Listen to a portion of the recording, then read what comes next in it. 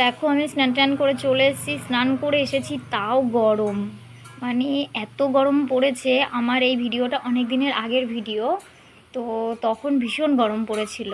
এখন তো তাও একটু বৃষ্টি মিষ্টি হয়ে একটু কম হয়েছে গরমটা, তাও হালকার উপর দিয়ে আছে। তো দেখতেই পেলে আমার হাজব্যান্ড একদম পুরো নিচে শুয়ে পড়েছে টাইলসের ওপরে, কেননা ভীষণ গরম। আমি স্নান করে এসেছি তাও এত গরম।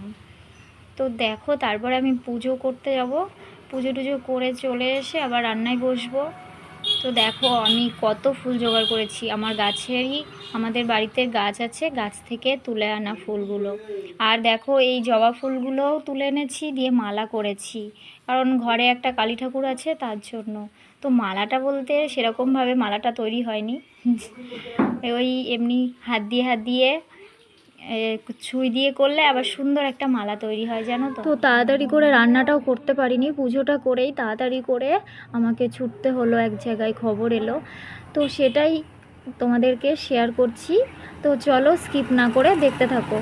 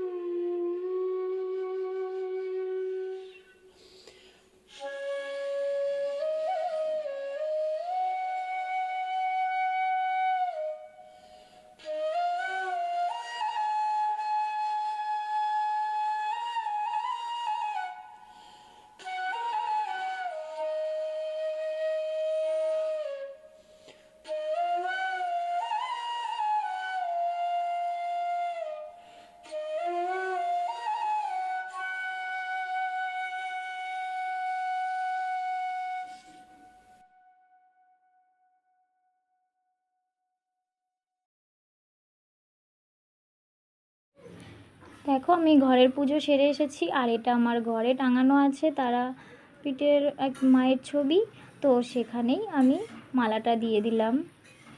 তো দেখো কত সুন্দর লাগছে এবার মায়ের মুখটা, লালে লাল।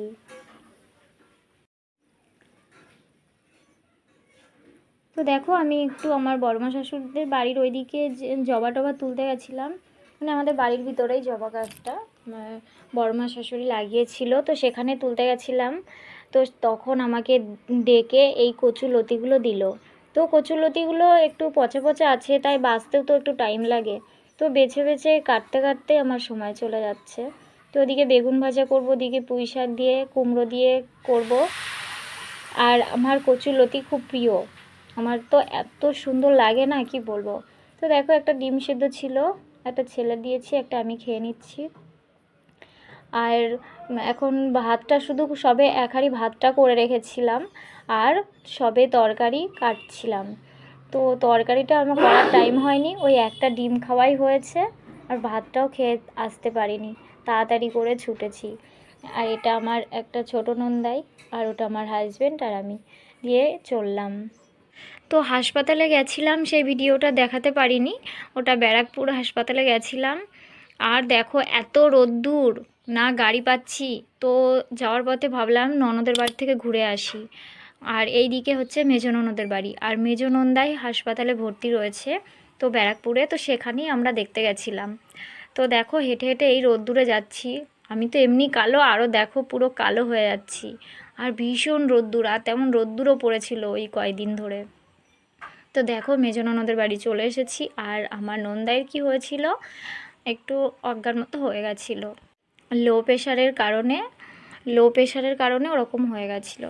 তো সেখান থেকে দেখে চলে এসেছি। আর এদিকে আমার শাশুড়ি, আমাদের বাড়ি থেকে সবাই এখানে এসেছে, আমার জাটা সবাই এসছে। তো এখানে আবার দুটো ভাতটা রান্না করেছে, তো এখান থেকে আবার খাওয়া দাওয়া করে আবার সবাই মিলে একসাথে বাড়িতে চলে যাব। তো দেখো বাড়িতে ঢুকে পড়েছি, কাউকে দেখতে পাচ্ছি না। তারপরে দেখছি যে ঘরের মধ্যে রয়েছে, আর এই ঘরে বৌমা রয়েছে। তো কিছুদিন হয়েছে বেবি হয়েছে, তো ওই জন্য ঘরের মধ্যেই রয়েছে। আর এত গরম পড়েছে না, প্রচণ্ড গরম। তো দেখো এর মধ্যে আমি ছাদে চলে যাচ্ছি একটু দেখে আসতে যে ফুল গাছ টুল গাছ আছে কি না। আমার যেখানেই যাই আমি সেখানেই আগে ফুল গাছের নজর, কোথায় ফুল গাছ পাবো। তো ওই জন্য আমি এবার দেখতে চলে আসলাম ছাদে। দেখো কত রোদ্দুর, এবার বুঝতে পারছো কত রোদ্দুর। তাও তো ক্যামেরাতে বোঝা যায় না যে রোদ্দুরটা কতটা। তো দেখো এই দিকে কোনো গাছপালাই নেই, তাও আমি চলে এসেছিলাম দুটো নিতে। তো দেখছি কোনো গাছপালা নেই। তো নিচে কটা গাছ আছে, কটা জবা টবা আছে, আমি ওই কটাই নিয়ে যাব। আর শীতের ফুল গাছ ছিল, তো সেইগুলো দানা হয়েছে, ওই দানাগুলো আমি নিয়ে যাব। আর আমার মেজ ননদদের জমিটাও অনেকটা। দেখো এদিকে ঘর রয়েছে, আবার পিছনে দেখো গোয়াল ঘর, গরু রয়েছে, দুধ হয়। দেখো এই দিকটা। তো তারপর ওখান থেকে আমরা সবাই মিলে বেরিয়ে চলে আসলাম। তো এবার আমরা বাড়ির দিকে যাচ্ছি। আর দেখো আমাদের এদিকে রোডটা কত সুন্দর করেছে। আগে আমাদের এই রোডটা এত সুন্দর ছিল না। আমার যখন বিয়ে হয় তখন এতটা সুন্দর ছিল না, এখন ব্রিজ টিরিজ করে ফেলেছে কলকাতার মতো। তো দেখো আমি বাড়িতে পৌঁছে গেছি, আর এত রোদ্দুরের জন্য আমি স্নান করে নিয়েছি। তো দেখো আমি স্নান টান করে আবার রান্নায় বসে গেছি, কারণ সেই দুপুরে কুটে রেখেছি সকালে, তো সেই রান্না এখন বিকেলবেলা করছি। তো আমার রান্না করতে করতে সন্ধ্যা হয়ে গেছে, তো আমি আবার একটু রান্না করে শুয়ে পড়ছি। তো এখনকার মতো বাই বাই, ভালো থেকো সবাই, সুস্থ থেকো।